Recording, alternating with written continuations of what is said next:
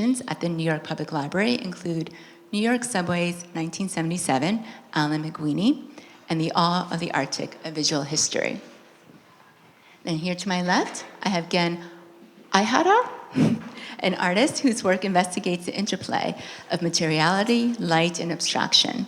Rooted in historic photographic techniques, his practice bridges past and present, transforming analog methods into a contemporary visual language. And in addition to his own artistic practice, Aihara serves as production and installation manager for Hiroshi Sugimoto. And then to my left, in the lovely blue blazer, is Eric Zetterquist. He's an artist whose photography draws on the long Chinese tradition of painting portraits of Asian ceramics, dating from 2500 BC to 1400 AD. His large-scale black and white images evoke Asian calligraphy and offer what he calls warm, minimalist abstractions. Not merely photographs of objects, Zetterquist's works challenges viewers to explore concepts of form and negative space in both ancient and contemporary contexts, while reflecting on the enduring human spirit of beauty and artistic integrity across time. And again, Kazuto Yamaki is CEO of Sigma Corporation and founder of Sigma Foundation, a philanthropic initiative dedicated to supporting photography as an art form and fostering new platforms for photographic expressions. Please join me in welcoming our speakers.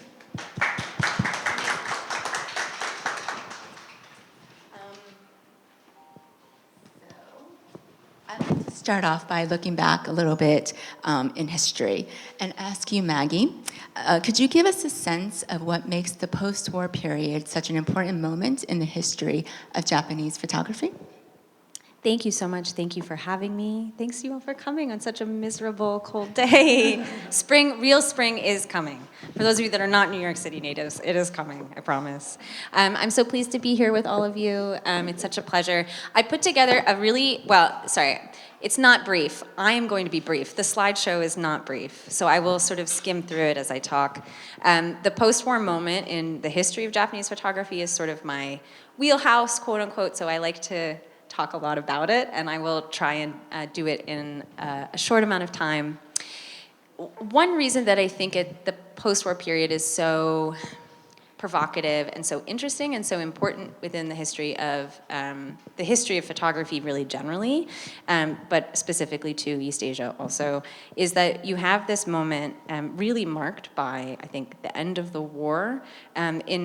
As the decades progress towards the end of the 20th century, you see over and over again photographers looking both simultaneously to the past and the future, and really trying to, through their work, in a kind of existential way, understand where the medium came from and what their responsibility is to that past as artists, at the same time really pushing the envelope, trying something new, often breaking very deliberately with that past that they may have identified.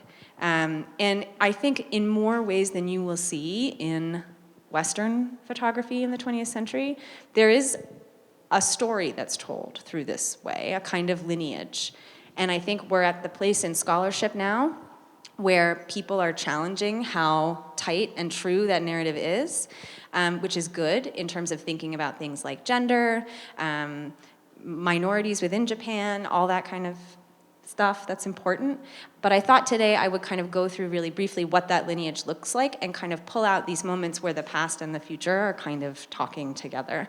So if you're talking about post-war photography, the first person that you have to talk about is Domon Ken. For those of you that know a lot about Japanese photography, I'm sorry, this is going to sound like an undergrad class. But Domon Ken is really important because he bridges the pre-war and the post-war period. So he starts in the 1930s and continues to work all the way through, really up into the 1960s. But he's really this powerful aesthetic and taste maker within Japanese photography. And he's known as the father of realism, which for Domon Ken, you can go forward, Alice, as you go, yeah. Domon Ken means the appearance as though nobody is there taking the shot.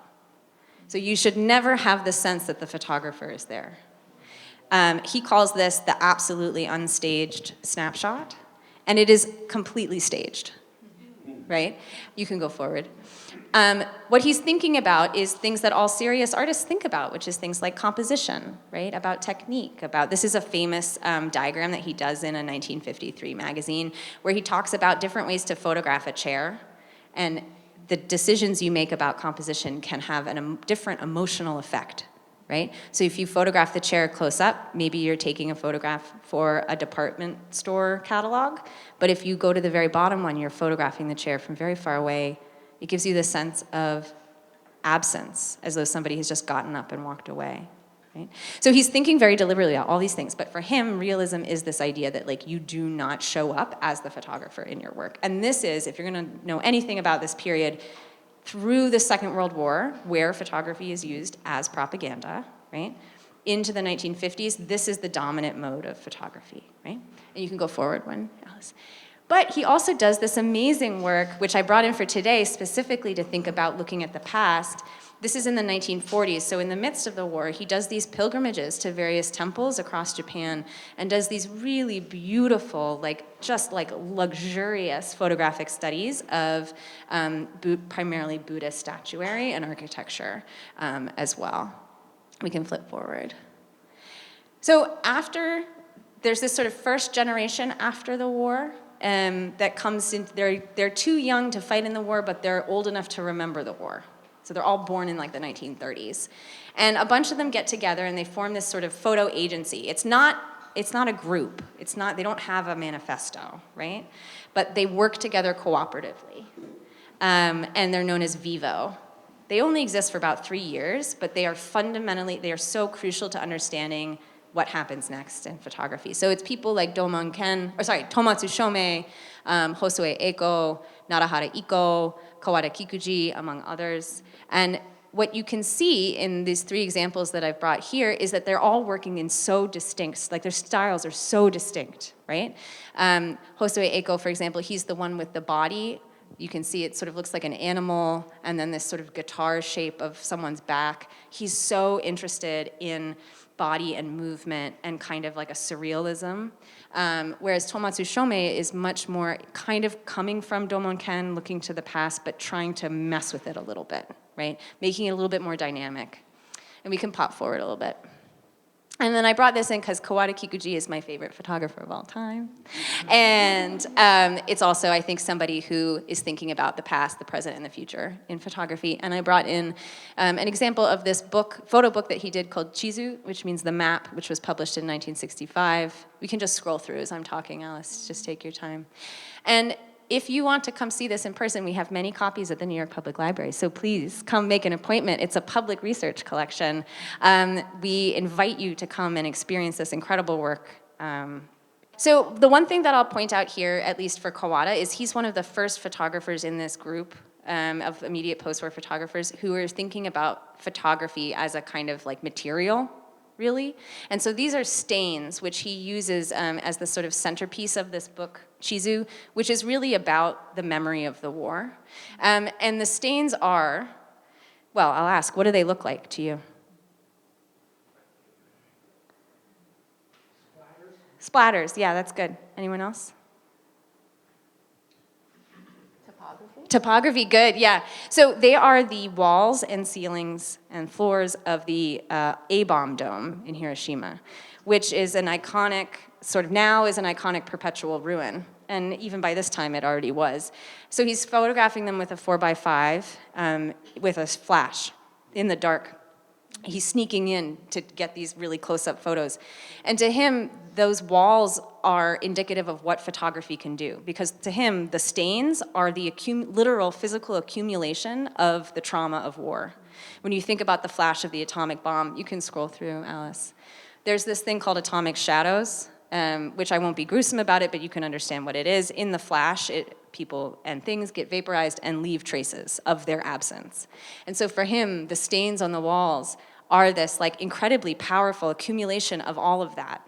Absence made physical, and photography is the same thing. It is a trace of something that was once there and is no longer there again. Does that make sense? Like a photograph is an index, the same way that these stains are. So we can keep scrolling. So he's thinking about the past. He's thinking about like the way that photography has a responsibility to represent the past. And we can keep going. But he's also thinking about what it means for Japan's future, and thinking about media and consumerism and signs of nationalism. And we can keep scrolling. And then we get to Provoke, who many of you probably are aware of. They're maybe the most well-known outside of Japan sort of post-war photographic group. They have a manifesto, and they are much more, for a period of time, very cohesive in terms of what they're trying to do. And what they're trying to do is break photography. You can just keep scrolling too here, Alice. So you start to get things like really deliberately blurry, out of focus, like really messy looking photography. You get people like Moriyama Daido literally printing the roll of film so you can see the sprockets, right? So exposing the roll of film. And part of what they're doing here is trying to just make you aware that what you're looking at is not reality, right? So going back to Domonken, is this realism? No, it's just an image.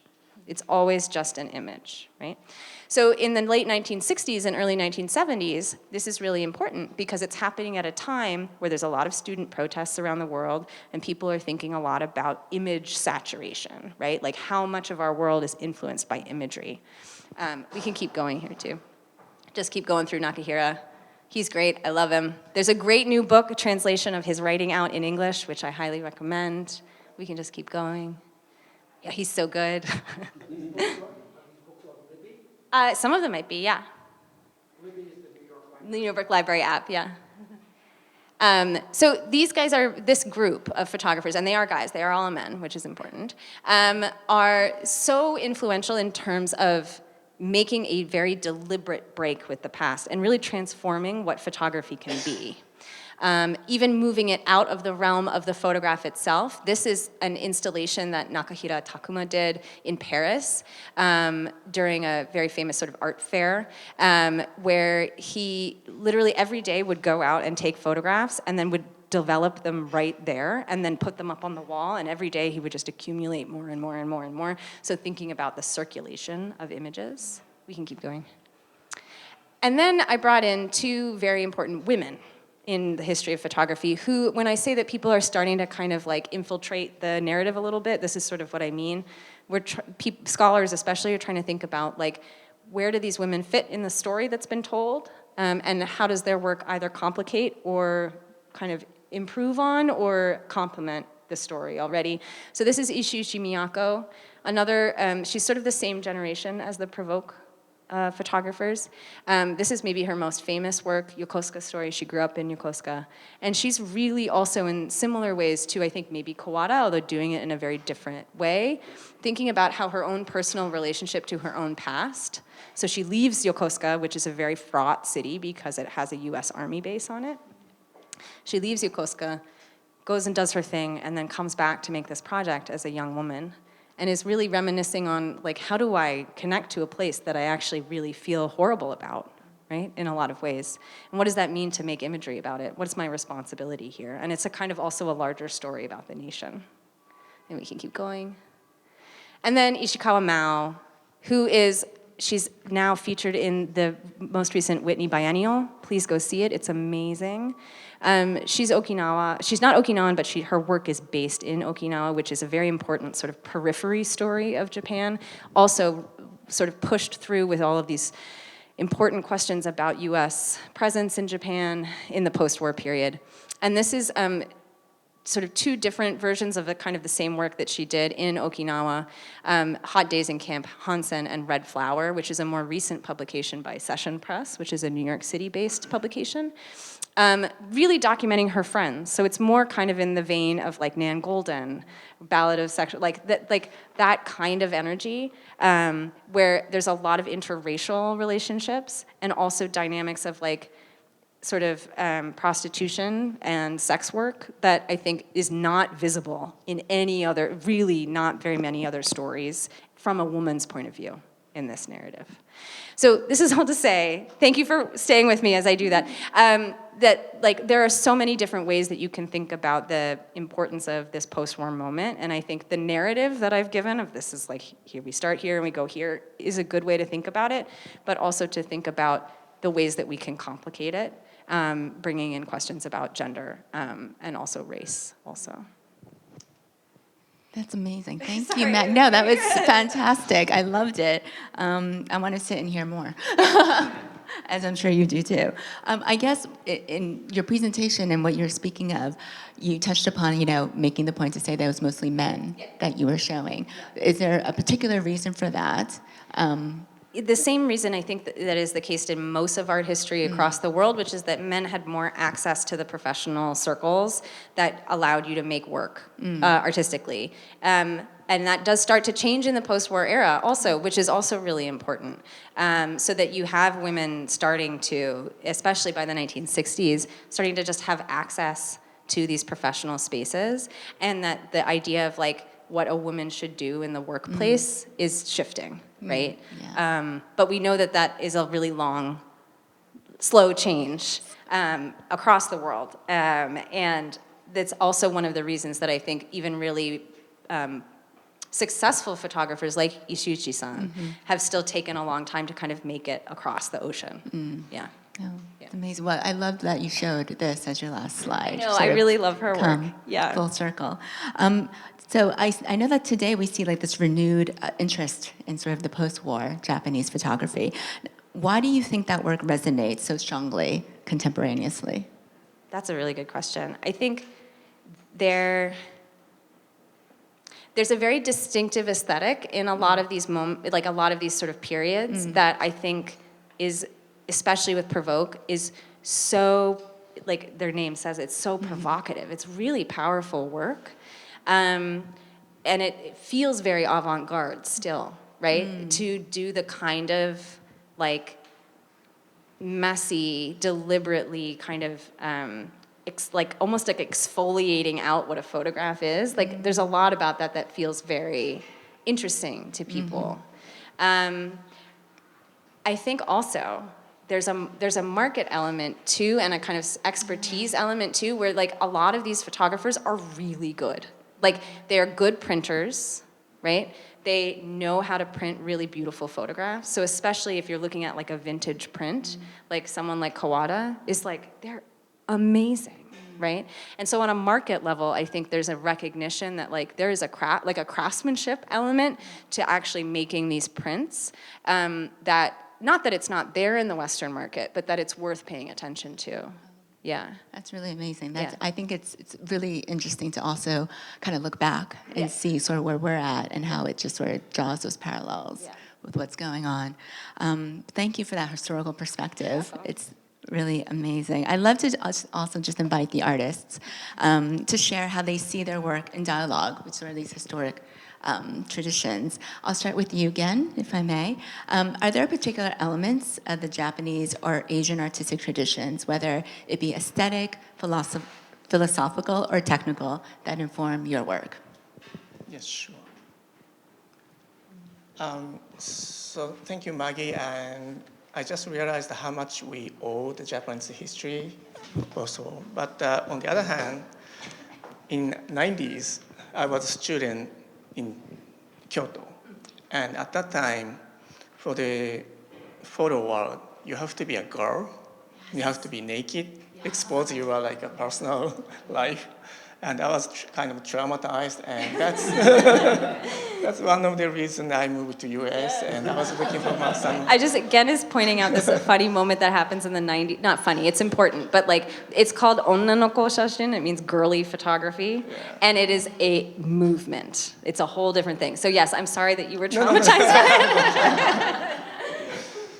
But I was more like earlier post-war photography influence. Originally I started making photo after I seen the very first era in Japan, like late 19th century samurai photo, and I tried many different techniques just to make that kind of photo, and then I realized that wasn't about technique, but the subject. The people who lived at that time makes that kind of very strong image. Then I tried many techniques, but recently, the past 5 years, I'm obsessed with magaibutsu, which means Buddha figure carved into stone. And usually it's carved in a mountainside. And So I travel with a backpack and climb mountain, find out those carved Buddhas, and I need to do perfect lighting. So I wait for the sun goes down and use a flashlight, sometimes candle, and I do my own lighting. Technical aspect, I use digital camera, which allows you only 30 seconds of long exposure. So during those exposure, I'm dancing with the flashlight to make a perfect. And after I finish shooting, it's pitch black, and sometimes I have to walk in the mountain with the camera equipment just to way back. So that's my recent process. And you can go ahead. So, and I'm also keen on the material. These prints are digital prints printed on Japanese washi paper. And the substrate is the old antique, like lumber I found in US. And I print on the Japanese paper, and I was also influenced by the technique to make a hanging scroll. And they kind of scrape off the fiber of paper to get the perfect thickness of the paper to make a hanging scroll. So I do the same thing, carve out all fibers. So I use the very last skin of the pigment, and then use the Japanese glue, which is made from starch, and then apply to the this lumber. So the Japanese paper picks all the textures from the lumber underneath. And I'm from Shiga, which is next to Kyoto, and also sharing the border with Nara. And that area used to provide a lot of stone Buddha to Nara and Kyoto, and still abundant stone Buddha left in the mountainside. So when I go back to Japan, I see my family and then climb to the mountainside finding those. Okay, just keep going. And this one, yeah. So sometimes I leave the original substrate material. It's a kind of a barn, wood used for the barn house. So it has like a kind of reddish paint underneath. Yeah. So. Sorry, are these just freestanding against the wall, almost like sculpture? Yes, and some of them I hang on the wall too. But and so as you can see, as said, I'm working for Hiroshi Sugimoto, so I can't get away from his influence. After 25 years, it's a curse to me. But also, I'm also very much influenced by Ken Domon. If you have a chance to go to Japan or Tokyo, I recommend to visit Tsutaya in Ginza. So they have a table size of their book, and it's represent every grain of his photo, and which is beautiful. So.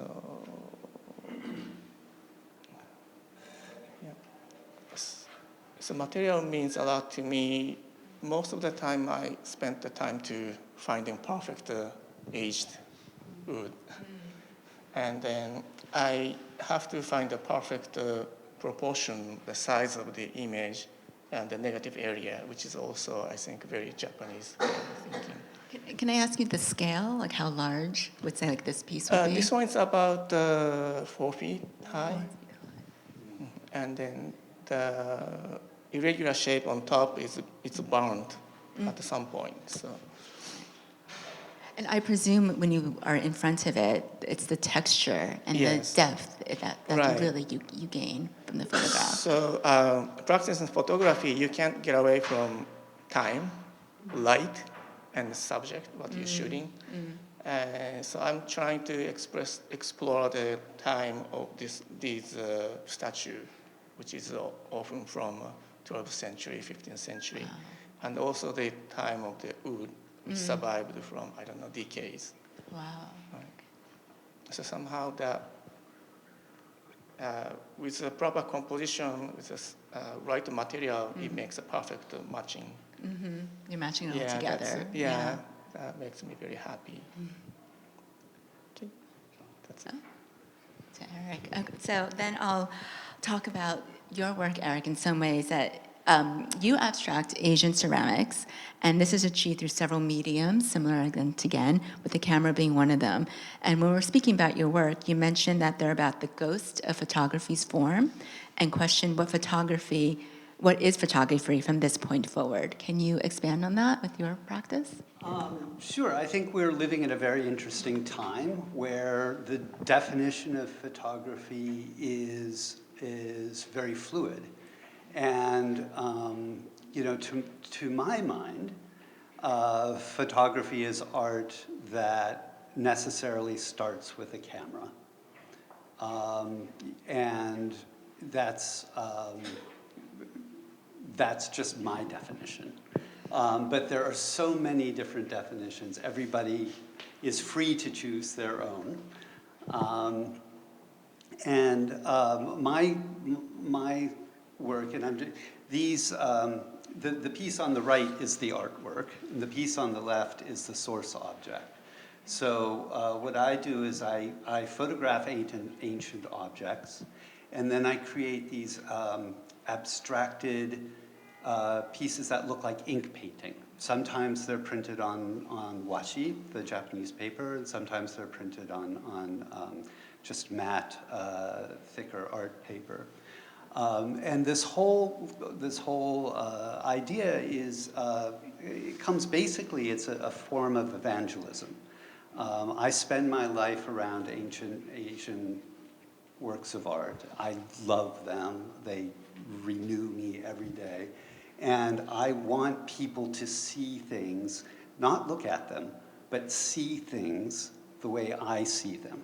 I want people to see the lines that I feel make the art, that make the ancient object strong. Form, strong, decoration, whether it's intentional or not. In this case, there are turning lines on the body of the piece that become part of the decoration, or the only decoration, and it's beautiful. It's a beautiful composition of that I had nothing to do with. It was there, and that's why my work necessarily starts with photography, because I want people to see what was really there.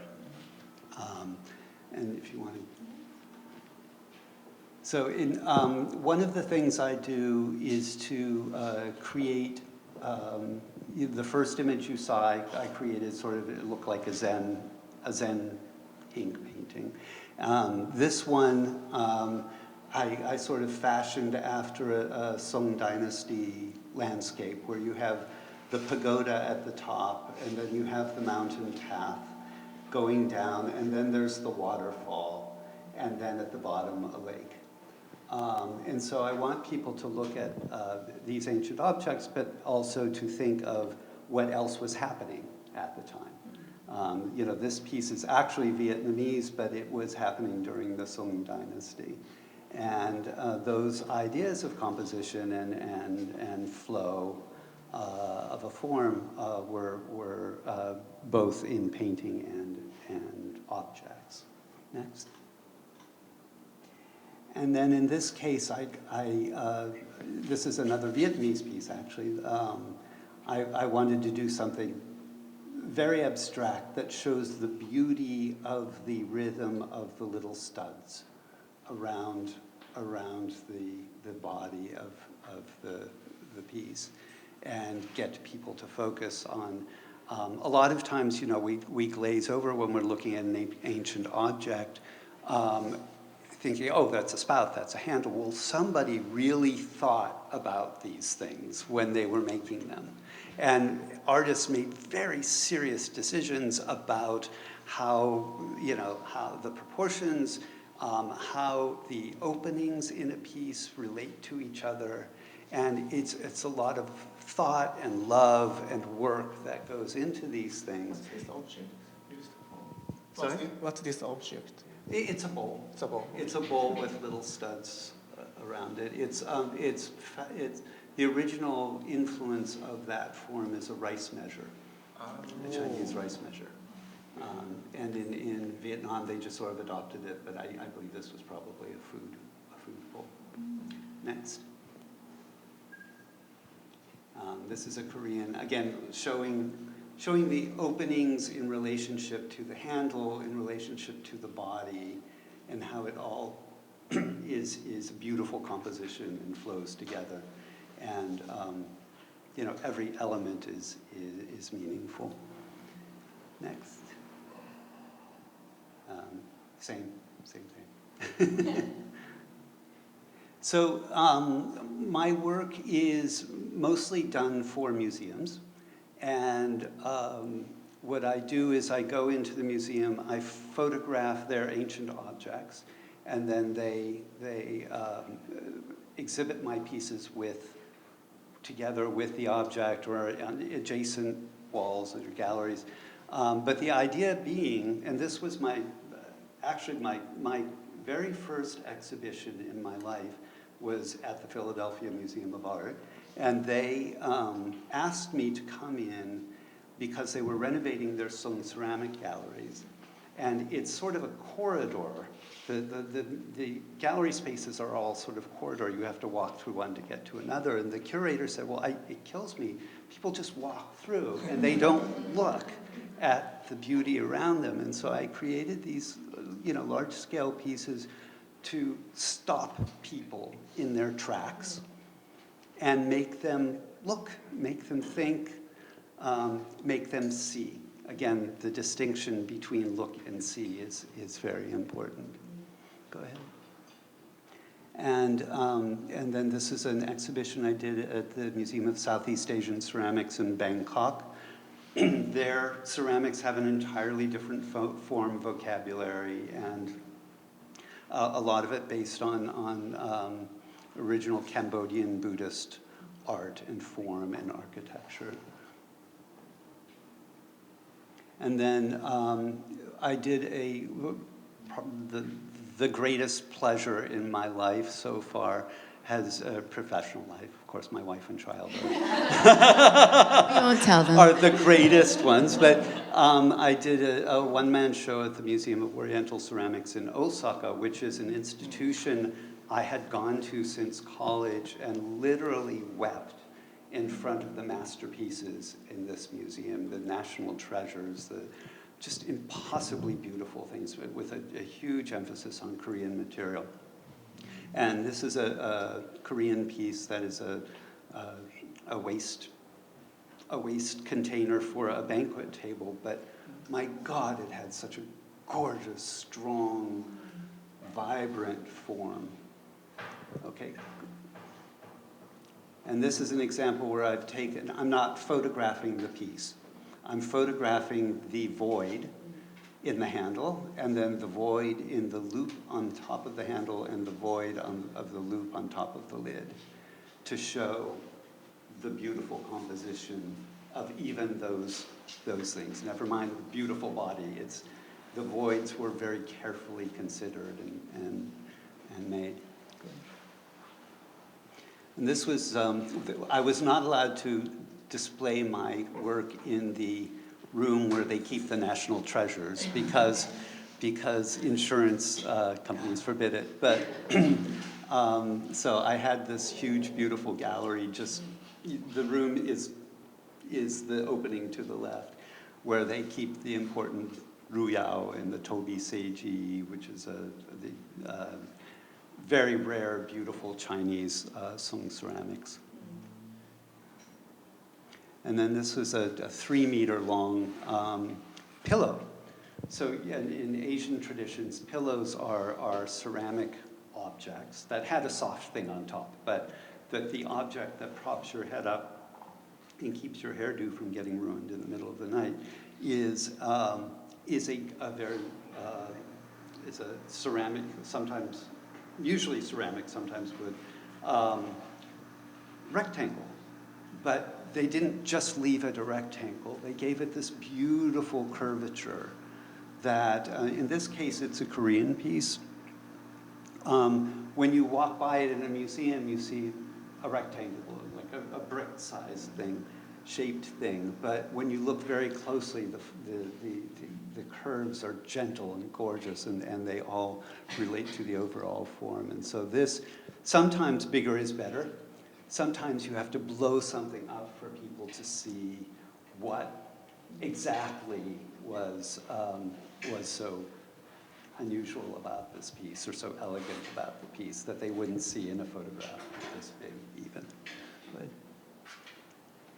and then I lost my mind during COVID. And I couldn't get into museum basements anymore. And so I started photographing supercars, and did an outdoor exhibition at a museum in Florida that has a big car show every year. And this is an Aston Martin. Go ahead, Alice. They're printed on aluminum. That's a Corvette, the new Corvette. And then most recently, I had an exhibition similar to the Osaka exhibition at a wonderful museum that very few people hear about, but it's astounding collection of Chinese ceramics. Basically, their strong point is from the 6th through the 10th century, but they go up through the 13th, 14th century, and earlier than the 6th. But the meat of the collection is 6th through 10th, and it's in Dongguan, just north of Shenzhen. It's an amazing collection that started with a private donor. And I had the great opportunity to also have complete access to that collection, to make a 40-plus piece exhibition there. And, and then this is a sneak peek. My next exhibition is at the Groninger Museum in the Netherlands. And from this piece, I made the next slide. That is, again, the loops at the top of the handles, the void of the mouth, and the void of the spout. And that's that. Thank you, Eric. I would say that it's really fascinating to see the way both you and Gen work contemporaneously, but then you really draw heavily from these historic traditions. And I wonder in that, when you're creating, how do you keep that balance while asserting your own artistic vision and what you're trying to do? Because there is something very spiritual in both of your works, I think. Well, and the greatest takeaway I had from my work experience with Hiroshi Sugimoto was that to be a good dealer or curator, you have to have the eye of an artist.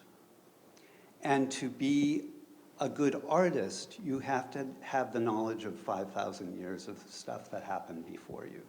And so there's a constant, in my mind, it's a perfectly symbiotic relationship that you can never ignore. That always has to be at the heart of what I do, either on the gallery side or on the art side. Fascinating. What about you, Gen? You don't have to answer that. There's something else. Yeah, I was not trying to talk about the Sugimoto, but But she asks. yes, yes, same thing. We have to learn from the past, and particularly,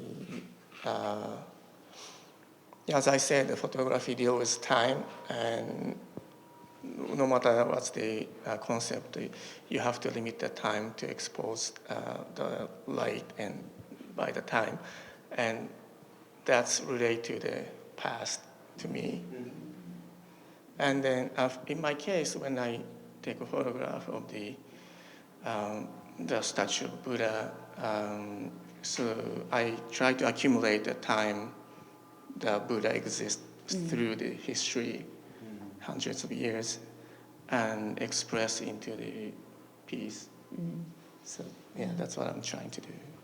I think you do that beautifully with your choice of materials in your medium Yeah, and doing that. that's the main part of my creation. Yeah. Hunting for the material is the big part. Right, it's a long process Yeah. in doing that. If we had wanted to see one of your pieces, where best can we do that? Now or future? I'm really bad at representing my work. So Yoshi Gallery, Upper East Side, has some of my piece. Okay. Are they displaying it now during Asia We're Week? talking about the exhibitions, but not confirmed yet. Okay, So all we'll let you right. know. Okay, we will definitely let you know. I just wanted to bring up, as I'm seeing both of your wonderful work sort of next to each other, and then I started with Domonken tonight. Domonken seems to be this fun link in some ways that I showed the Muroji, the Buddhist statuary photographs, which are wood statues, not stone, but has that same, I think, intent, Domon at least, on trying to draw out something through photography, intangible, with the same still aesthetic appreciation for what's happening. But Domon also photographed ceramics. He has a whole series of shigaraki raku ware. Yeah. Along with, he also did some ikebana later, but it's not as good. The shigaraki photographs are amazing. And seeing your photographs that you're basing your work from, to me, brought to mind this photography can open up something about the kind of body of these objects that maybe not seeing them in person, or something about the photograph allowing you to, do you know what I'm saying? Yeah. Yeah, so actually I came to this epiphany, this realization, this project, because I photograph all my own work for my gallery. And when I do, I realize that I am seeing something anew every time I see it through a camera lens. It's flatter, it brings out abstractions or shadows or just perspectives of a piece that I would never think about or notice with my eyes. And so in this way, the camera has given me new eyes and helps me to see things in new, different ways. And a big part of that is the flattening of it so that I can pull these abstractions. That's fascinating. That's a great segue, because I wanted to ask you, Yamaki-san, that I know you're very dedicated, you're deeply dedicated to the arts, and recently started the Sigma Foundation last year to collaborate with and to help advance the work of photographers around the globe. Since we have been speaking about the influence of Japanese and Asian traditions, how do you see the cultural traditions shaping contemporary photography in the artists that you've been working with? Japanese culture to the... Or just cultural traditions, because it feels in some ways, it's sort of the vocabulary that drives a lot of artists at the moment, and you're working with global artists from around the world. So I just wonder if there is some link or perhaps something that you may have also seen. That's a good question. Well, maybe Japanese photographers, right? Any photographers, but you can choose to speak on whoever, because you do know quite a lot. Okay. The artist I like, I respect a lot, has a very great inner vision. They have a very strong subjective view to the world or society, human beings. And I think when we talk about Japan, because Japan was almost completely destroyed by the World War II, and we have to start everything from the scratch. And it gives us, not me, but our elder generation to think about what the human being should be or what the society should be. And keep a good, of course, at that time, Japan was quite poor, and there are so many poor people in the street. My mother was Japanese, but she was born in Taipei, in Taiwan, when Japan occupied there. And she was so good life over there. The family was so rich, but when they came back to Japan, they lost everything except for maybe something like $500 per person. So she experienced from heaven to hell. So it was chaotic, really chaotic in Japan. So it was quite a good time for Japanese to dive deeply into their own selves. So, did I answer to your question? Yeah, you did. Thank you. But I would also like to say that in the way that you've been looking, obviously your career, your life on photographs and arts, and are there things that you're seeing happening right now that excites you within sort of the world of photography? Well, when it comes to business, it's more exciting than, it's not so exciting because we need to fight, every day to support our customers and our employees. But the evolution of technology is always exciting. And as you gave me a very kind word, you can't take photography with camera and lenses. And we just provide the products, but we are so motivated and we are enjoying our business so much because after we sell products to photographers or users, they create artworks. This is the biggest source of our motivation. And so that's why I decided to set up a Sigma Foundation to contribute to the development of photography. Even our Sigma Foundation is very small, but I think the continuation is more important. If we continue 10 years, 20 years, 30 years, it may influence, it may be contribute to the enhancement of the photo culture. So the bottom line is we really enjoy this business thanks to the artist work.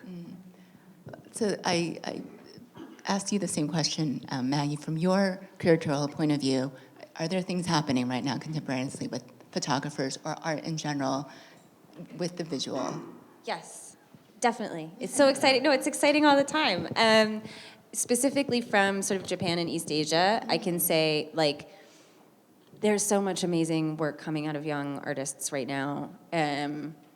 I'm really excited for how experimental and inventive it's become. At the same time, really, I think, respecting is maybe the wrong word, but maybe honoring is a better word. Like honoring, I think, especially within Japanese photography, the modes of expression that have become so valuable. So something like the photo book, which maybe in American traditions or Western traditions are not as crucial, but within the history of Japanese photography, the photo book is more important than the exhibition, more important than the print even. And so thinking about young artists, photographers right now who are really thinking deeply about the photo book as the thing that they're trying to do, there's at least 24 young photographers right now who are doing amazing things with Japanese photo books, amazing work. I'm also really interested I'm excited about the turn back to the landscape, which is something new that I'm sort of seeing. There's been a lot of focus, I think, over the last 20 years on the body and on identity. We were talking about ononoko shashin and stuff, which is very valuable and really, for the time, was really important. Thinking about gender, thinking about power, thinking about taking power back with the camera on your own body. I'm seeing a lot more young photographers now going back to the landscape and thinking about how do we as human beings interact with the landscape and how photography can help us understand that relationship. So whether it's from a kind of eco-critical or environmentalist lens, or whether it's through the legacy of what happened in Tohoku in Fukushima in 3/11, we are actually coming up, we just passed the anniversary yesterday. There are a lot of young artists working with the camera who are really thinking so avant-garde about how we can relate to our natural environment in new ways. And I'm seeing a lot of young artists from Japan do that. Yeah. Amazing. Thank you. Where are we on time, if I may ask? Sorry. Okay, perfect. That's a beautiful way to end it as well, because I think it's looking forward and looking to the future. I'd like to just open the floor up if anyone had any questions or thoughts or comments. Actually, I had a question about, when you were talking earlier about it's just a funny little question, but they didn't have a B&H like we have. What was the situation? Like, how did you physically get cameras and films? Was it a burgeoning business? Were there many stores? I'm trying to visualize how that actually interacted as an artist. Do you know? Yeah, I just want to share my favorite story. I have a friend, photographer from South Korea, Kubon-chan. So back in 80s, I'm sorry, it's not right after war, but back then, they couldn't get the mural-size printing paper. So what he did was he gathered all small 8x10 size paper and sewed them together, and he created a large size. It's not a grid, but randomly sew them together, and he intentionally left some threads loose, so it absorbed some chemicals and then made some great effect. And he did beautiful portraits on that kind of paper. So yes, back then probably material and chemicals are not so sufficient, but we have been very creative and to visualize our vision. And also, we mentioned about Miyako Ishiuchi. Yeah. So famous story, she didn't know how to process a film. So she just rolled the film into, maybe older people know how we process the film, in a canister, and she dumped them in the bucket of the developer. That's why, timing wasn't right, so her early photography is very grainy, but at the same time, it's very strong. So I think the lacking material is not the limitation for the artists. It's just a funny question about post-war. Mm-hmm.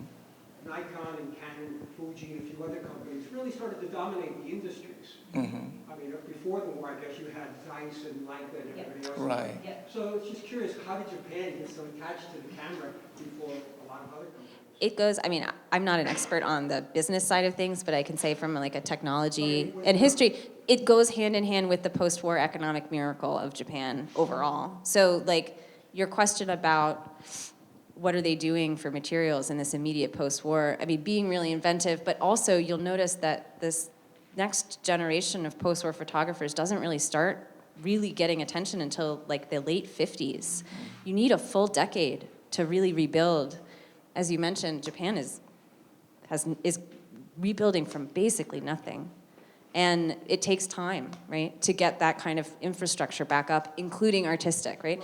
But the post-war economic miracle from the, 60s onward? When does it start? 60? 1960? All the way through the 80s until it crashes. Like, that is across the board, including in technologies of art making and cameras, right? Would you say that's accurate? Yep. Yeah, okay. Of course. And yes, as you said, before war, the German camera manufacturers led the industry. But after World War II, there's so many companies, camera manufacturers and lens manufacturers. Sigma was founded in 1961, but we were one of the last comers into in the industry. At that time, there were more. They said there's over 50 lens manufacturers in Japan, so they were competing each other and trying to bring the new technology. And the new technology elevated the position of the Japanese camera manufacturers. Like SLR system was invented by Pentax, and Canon AE1 introduced electronic technology into the camera system, while the German companies still rely on the pure mechanical system. So such kind of evolution of technology led the Japanese manufacturers' position to that high level. Yes, sorry, go ahead. Back. I have a question for Yamaguchi. I'm curious how you view the future development of camera technology and lenses, and how that will affect the art of it's very good question and very difficult question. If I know it, I can be very rich. But I personally very positive about the future of the art technology, art photography, because it's already over 200 years, right, since the photography was invented. And I believe people are still obsessed by the beauty of the art, fine art photography. And even if AI comes in, AI cannot be replaced to the art photography. There is no limitation for the human being interest in art. And I still believe, strongly believe that it's a human being, not the technology, that creates artistic, creative activities, art form. So I'm quite positive about the future of the art. Anyone else? Okay. Yes? You in the I blue? know you have a deep respect for imaging culture, right? And I've spent a lot of time on Hollywood sets, movies, TV shows, and I see all the cinematographers bring out all these different camera lenses, switching them for different angles. How does Sigma bring out the character, not of the actor, but of the lenses and the cameras themselves? Up until now, we try to make a kind of perfect lens. The flawless lens. There's a in lens has some kind of so-called aberration, which destroy the perfection of images.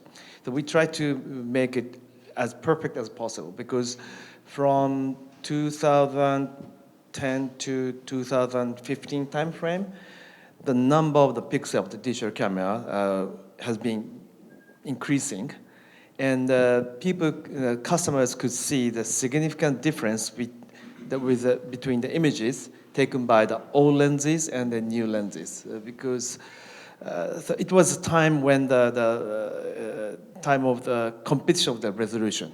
So we try to, and also if the images have the fine details, the two-dimensional print looks like three-dimensional. So we believed it was our mission to provide a perfect gear.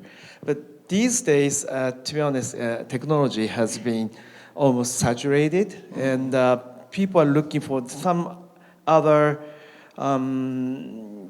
output from the camera lenses. So now we are, to be honest, we are now looking at the very vintage lenses, which many people are obsessed, and we try to learn what kind of aberration can retain the beauty of the photography, and what kind of aberration we still need to get rid of.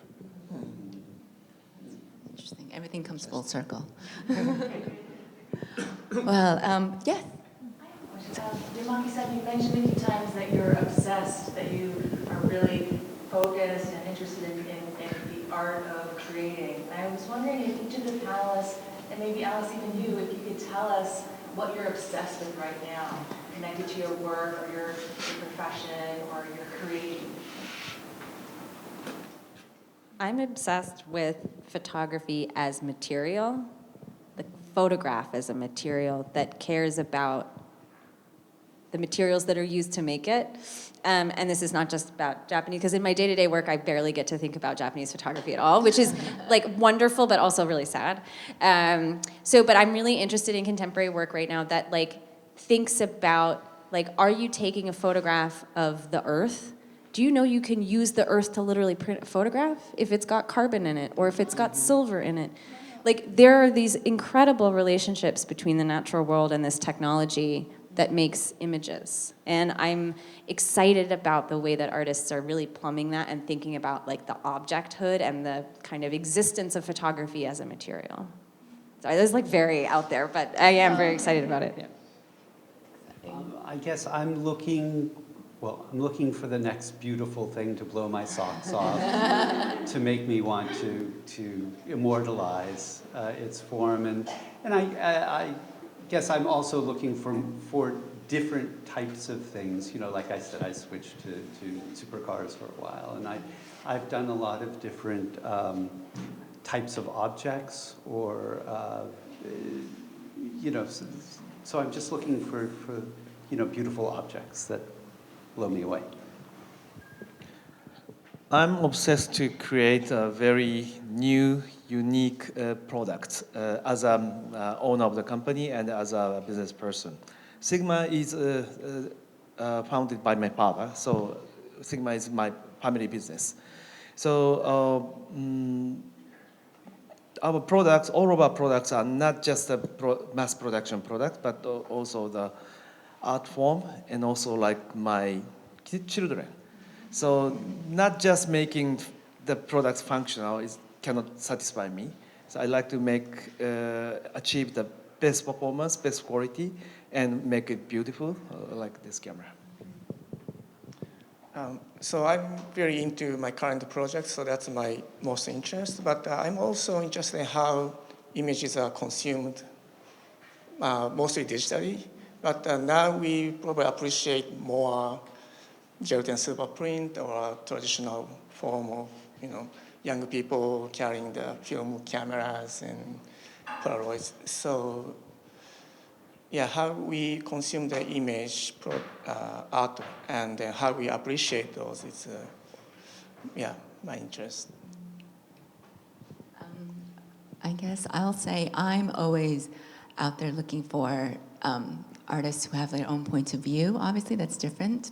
But what I really love to concentrate on is just the artists who are kind of looking back, or really getting the sense of drawing from where they're coming from and talking about history, but as in the same time revisiting that history and determining who gets to tell this history, who gets to tell this story. And there's so much more out there, and there's so much more to excavate, and hearing something that you might have heard from many, many years from a new point of view, and doing that through like finding form and finding space, and artists who are kind of like, you know, looking into the voices that have not been spoken or not been heard, and amplifying that through their artwork. And it could be in any form, in any medium. I love everything from photography to performance art to sculpture.